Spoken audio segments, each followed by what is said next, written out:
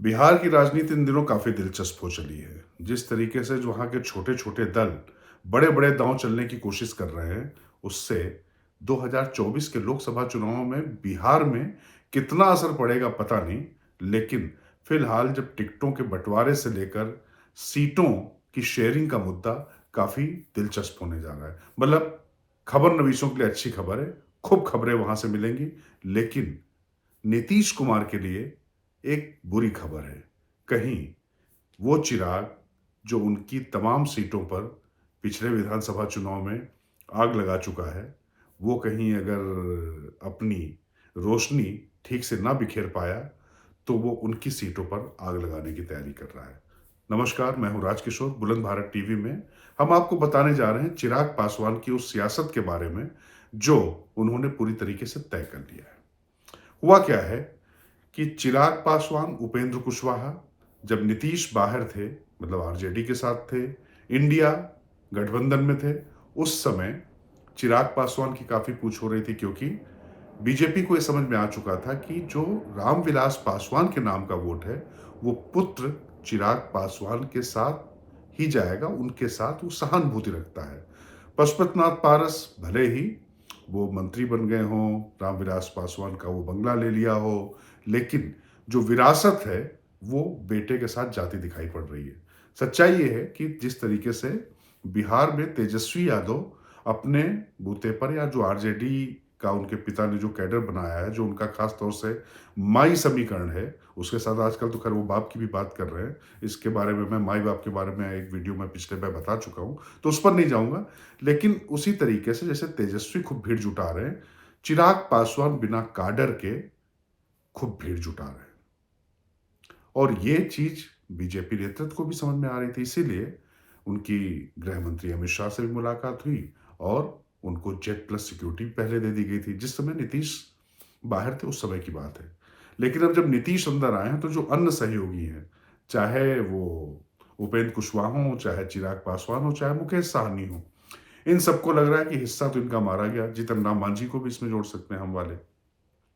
अब जाहिर है, नीतीश कुमार का जो वहाँ पर रुतबा है, नीतीश कुमार लगातार मुख्यमंत्री, मतलब लगभग धीरे-धीरे उनको 2 दशक हो जाएँगे।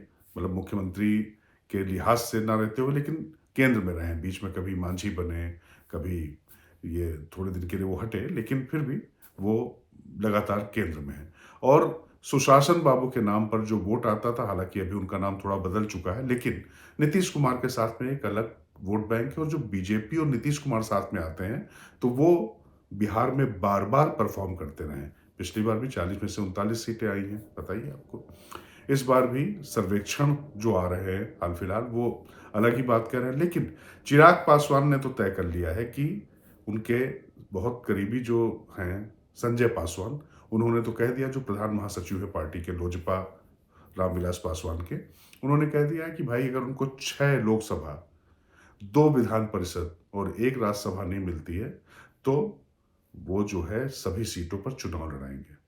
तो ख़ैर, बीजेपी के सामने वो चुनाव लड़ेंगे ऐसा लगता नहीं, क्योंकि वो बार-बार कुछ भी रहा हो, मोदी का हनुमान अपने आप को बताते रहे हैं। और जब 3 राज्यों के चुनाव हुए, तो उसमें एक अकेला भारी करके उन्होंने न सिर्फ बयान दिया, और वो कभी भी बहुत दुखी भी थे कि बीजेपी ने उनका साथ नहीं दिया, उनके चाचा के साथ चले गए।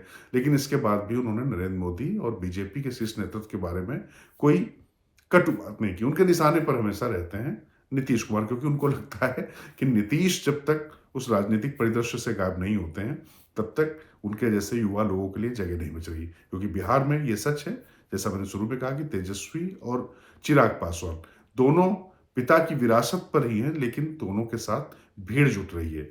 चूंकि लालू प्रसाद यादव का क्राउड ज़्यादा बड़ा था, उनके साथ बड़ा जाति वर्ग जुड़ा हुआ है, उसमें एम मतलब मुस्लिम फैक्टर भी जुड़ जाता है। लेकिन रामविलास पासवान के साथ में, पासवान वोटों के साथ साथ में, जो उनकी अपनी ये अलग किस्म की सोशल इंजीनियरिंग थी, उनसे कभी सवर्ण भी बहुत नाराज नहीं रहा, कम से कम उनके क्षेत्र का, हाजीपुर की अगर हम बात करें।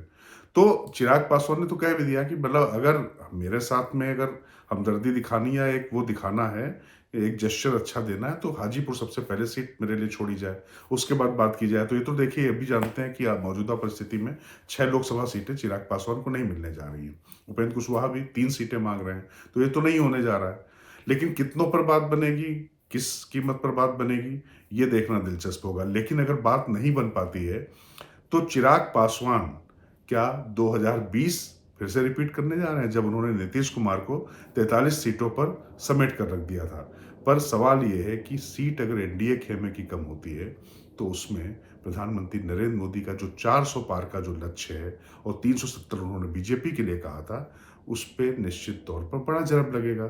तो मानकर चला जा रहा है कि इसमें कुछ ना कुछ सेटलमेंट होगा जरूर, लेकिन नीतीश कुमार की धड़कनें उन्होंने बढ़ा रखी हैं। और ये तो तय मानकर चलिए कि इस बार भारतीय जनता पार्टी और नीतीश बराबर बराबर सीटों पर नहीं लड़ेंगे। नीतीश के पास यानी जेडीयू के पास सीटें कम होंगी, क्योंकि वो इन सहयोगियों को एडजस्ट किया जाएगा। अब ये देखना दिलचस्प होगा कि उसके बाद भी चिराग पासवान कितना मानते हैं और कितना नहीं मान सकते हैं। क्योंकि बात ये भी है कि वो अफोर्ड कर सकते हैं या नहीं कर सकते हैं, ये भी सच्चाई है। क्योंकि वो भी जानते हैं कि अभी भारतीय जनता पार्टी से पूरी तरीके से अलग होने के बाद उनके पास एक विकल्प बनता है राजद के पास जाना, और वहां पर तेजस्वी बड़े नेता हैं, वो उनके पीछे होंगे। लेकिन अभी वो युवा हैं तो अपना भविष्य दूसरी तरीके से देख रहे हैं। और शायद बीजेपी भी कुछ लॉन्ग टर्म प्लानिंग लेकर चल रही, तो देखना दिलचस्प होगा कि क्या होता है बिहार में। लेकिन ये जरूर मैं कहूंगा कि चिराग या तो रोशनी करेंगे या जलाएंगे, तो देखना होगा वो क्या करते हैं। नमस्कार, मैं राजकिशोर, बुलंद भारत टीवी से। ताकत आपकी।